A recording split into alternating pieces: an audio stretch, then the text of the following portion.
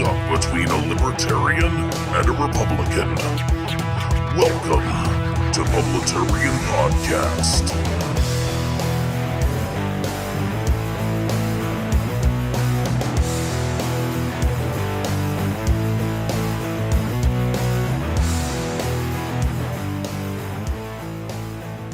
Hello everyone, this is Ronald Johnson, Publitarian, and you know the rest. Thank you for tuning into this podcast, and we are up to episode number 39, and I do not have a title as of yet, as I'm just going to be running through some news of the day. We have a sad beer fridge. It's a happy beer fridge right now, but in 10 seconds getting ready to be sad, because I'll be taking the last bottle of beer out of it, and then we will have a sad beer fridge. And sad beer fridge, just like that. Too bad, so sad.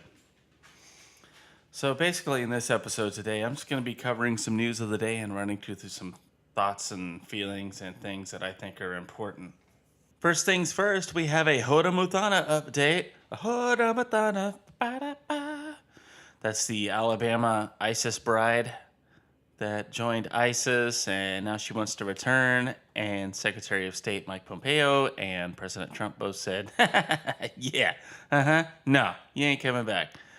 And like I said before on my last episode, if you're wanting to ingratiate yourself to somebody, you want to try and not condescend to them or talk down to them. So the latest from CBS News is that she suggests that President Trump should learn the law a little bit. When the president's saying you can't come back in, that's the best thing you do, is basically call him an idiot for not knowing what he's doing. Unfortunately for her, the law is pretty clear on what the president can do, and if you're an aider and abetter of terrorism or a terrorist yourself, you don't get to come back into the country. You can certainly be kicked out of the country. And her dad is now trying to mount some kind of legal defense for it. And yeah, I say good luck with that. So too bad, so sad for Hoda Muthana. So, and if you scan the news headlines, we won't do a swipe for cancer. We'll do a click for cancer today. If you swipe the news headlines, it's all just liberal cuckery. Why we should take back Americans who fought for ISIS in the New York Times, written by somebody that is an American who fought in Al-Qaeda under the weak defense that can be used for counter-terrorism or foreign invasion. No, I'll take my chances, Beardy. You can stay out. Bring Hoda Muthana and other ISIS members home, but for trial. That's from The Hill. Nope. I already covered this in my last podcast. You don't need to be brought back. You're just going to be put into our liberal, crazy justice system. They'll find some dumb lawyer that will defend you. No. And my taxpayer dollars will pay for it. No, thank you. Next. Rethinking stand on Hoda Muthana from the Indiana Gazette. But here's the problem. Muthana appears to be an American citizen, which means that she has the rights to due process. No. She don't appear to be an American citizen. Bye. You joined ISIS. Bye. Too bad, so sad. Here's a good one from the Dothan Eagle. I'm assuming that's Dothan, Alabama. It's difficult to gin up much sympathy for Hoda Muthana. Oh, really? Ooh, okay. Of course, the Chicago Tribune. Let the ISIS bride return to the U.S. Man, look at this.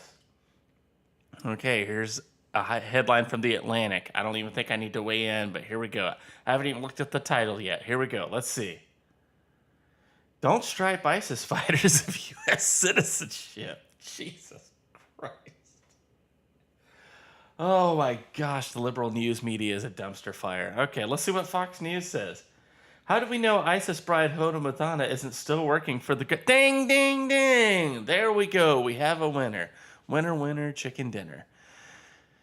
Say what you want about Fox News, about the so-called fair and balanced, but they will at least give a rational take to the news. So there we go. I spent more time than I wanted to on Hoda Muthana. So hopefully she won't appear in the news again. Here's hoping. Moving on. What else have we got? I'm starting to see in local news to where something that other podcasters like myself have been making predictions on that it was going to start happening. And what I mean to say is, like, the classic libertarian line is, what if everybody just stopped paying their taxes? And it's kind of like one of those things, it's like a soft secession, if you will. And I think we're starting to see that, where like big governmental forces are saying, you must do this. And like the smaller municipalities are going, no. And giving them middle fingers and saying, no, no thanks. And I'm starting to see that more and more in news headlines. Just as an example, here's one. This is an MSN of all places.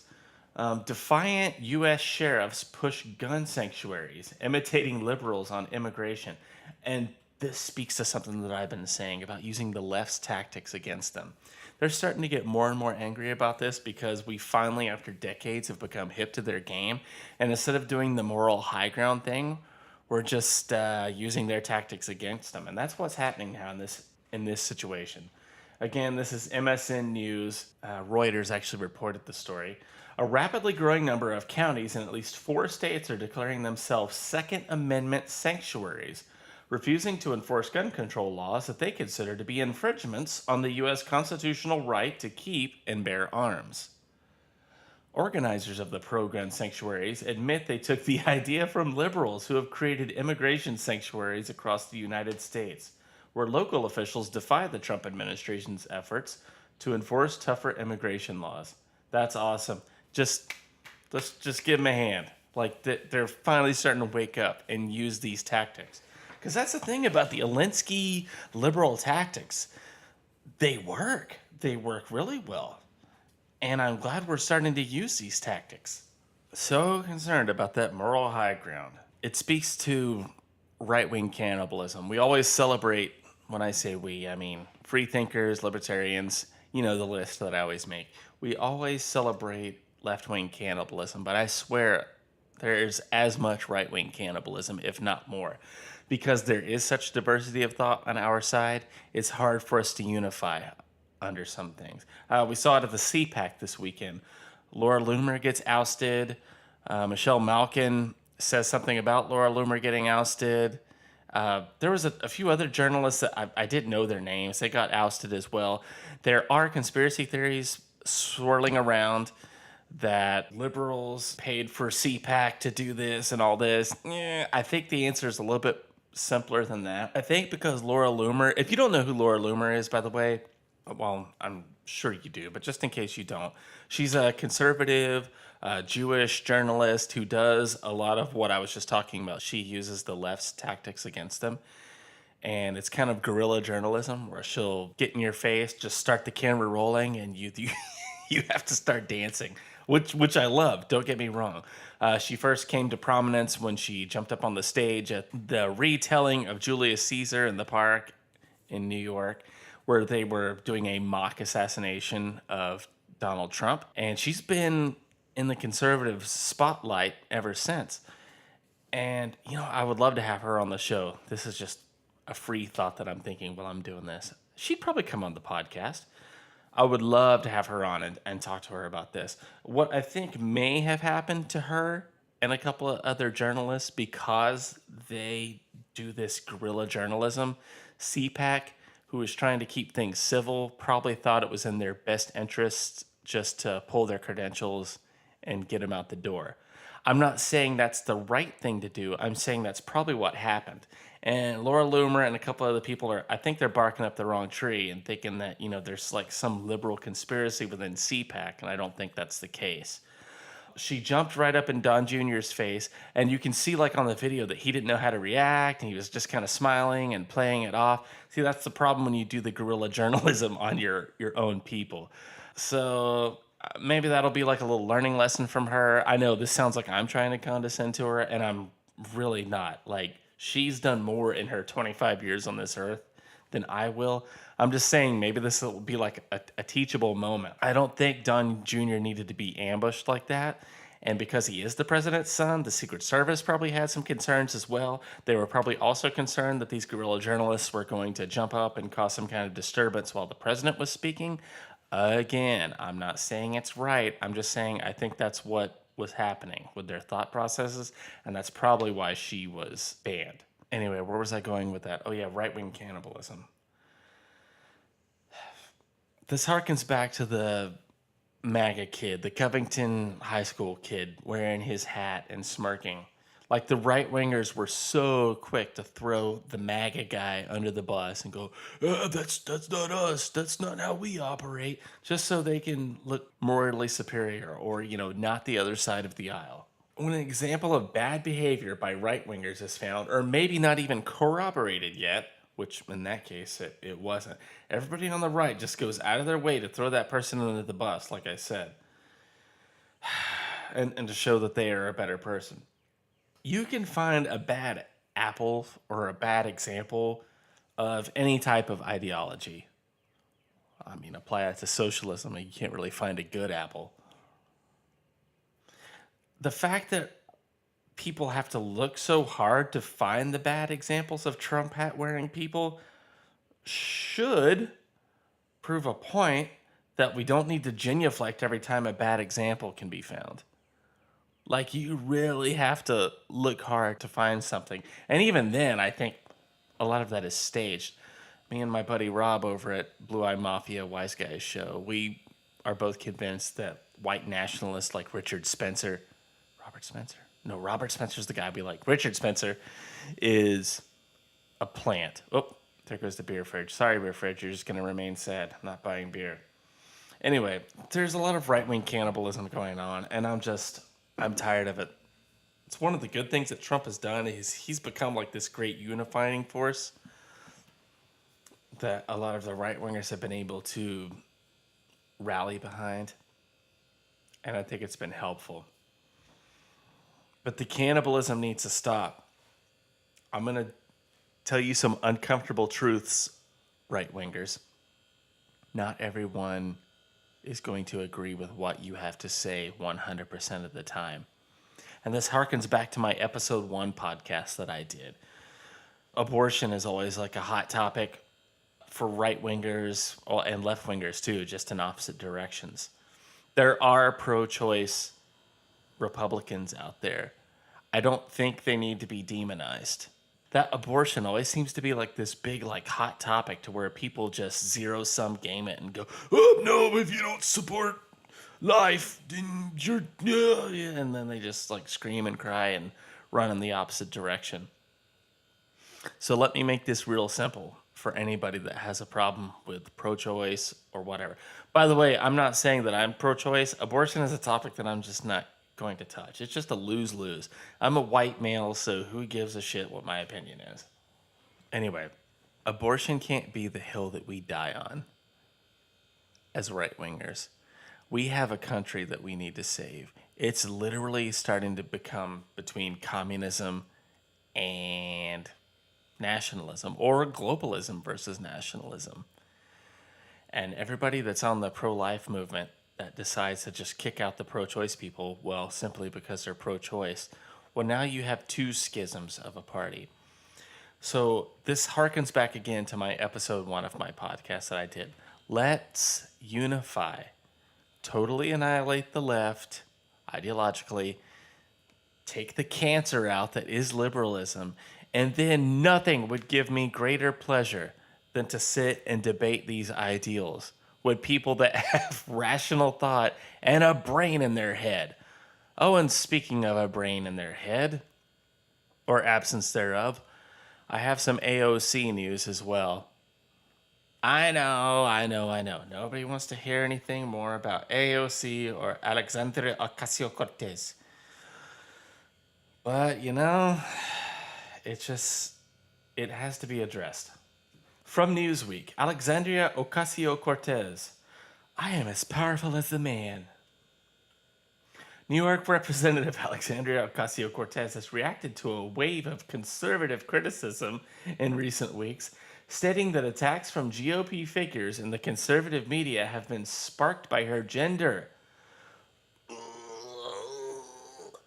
No, it's not. It's sparked because you're an idiot communist.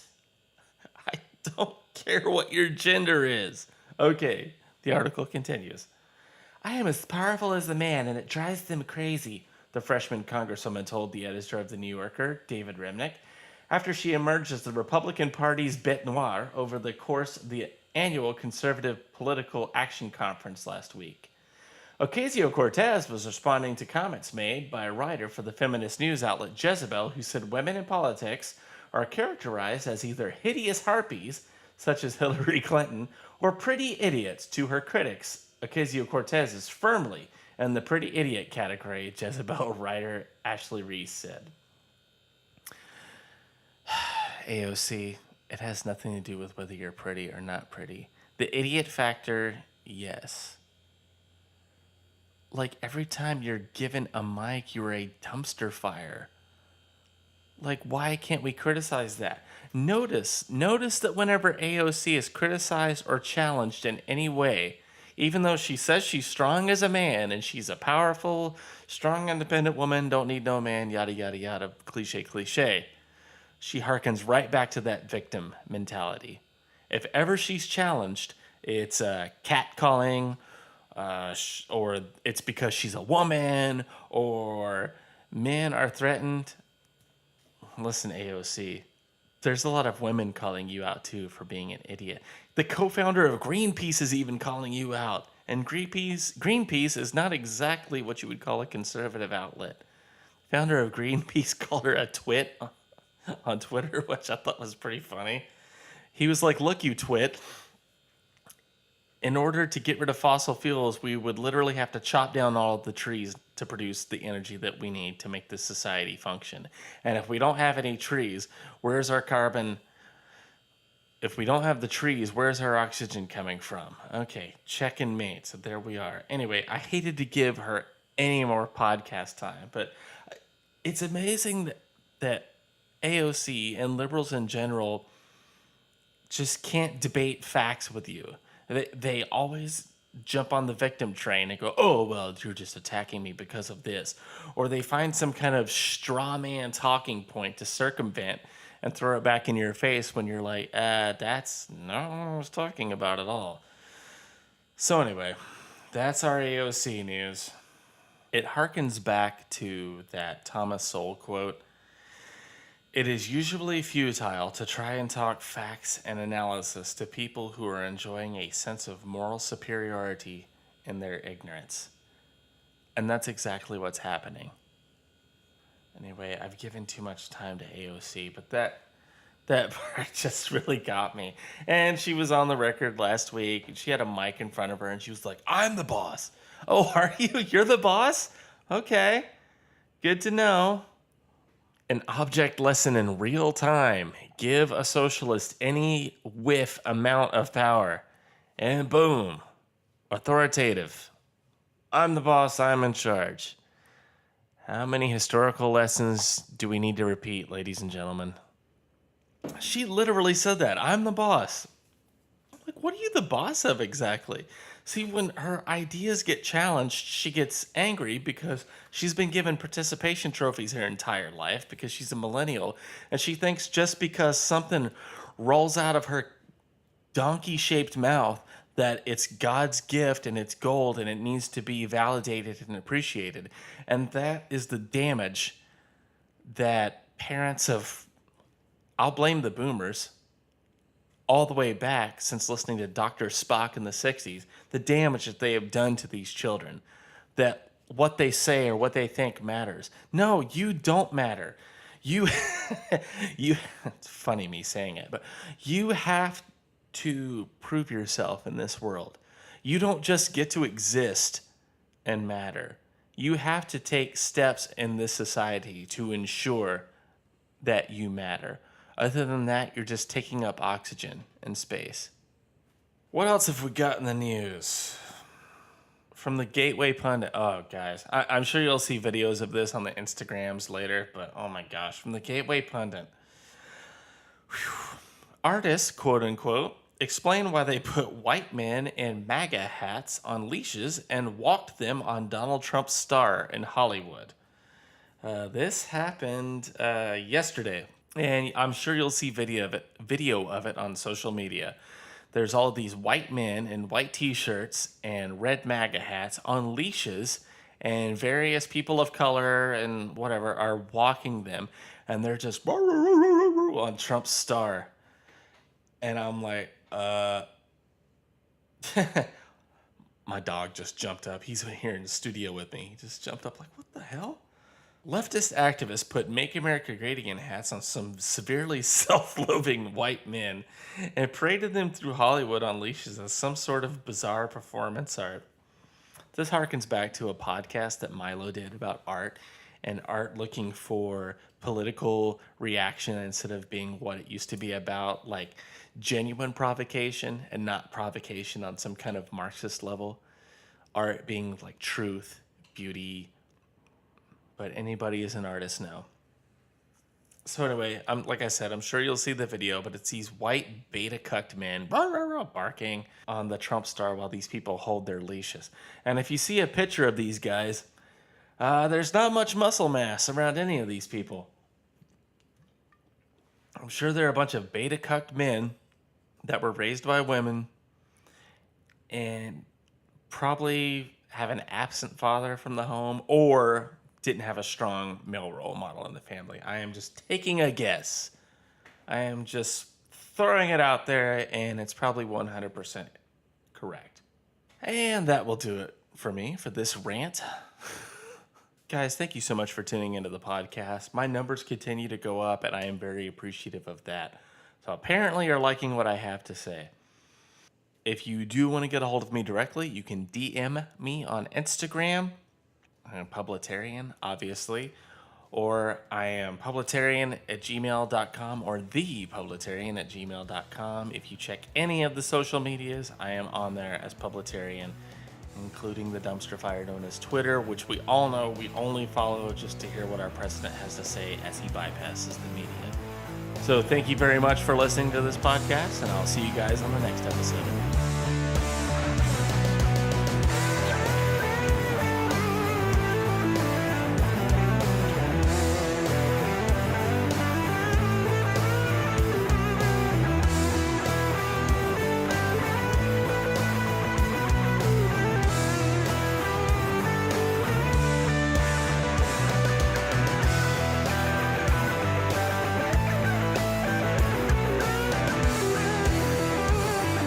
You've been listening to Publitarian Podcast.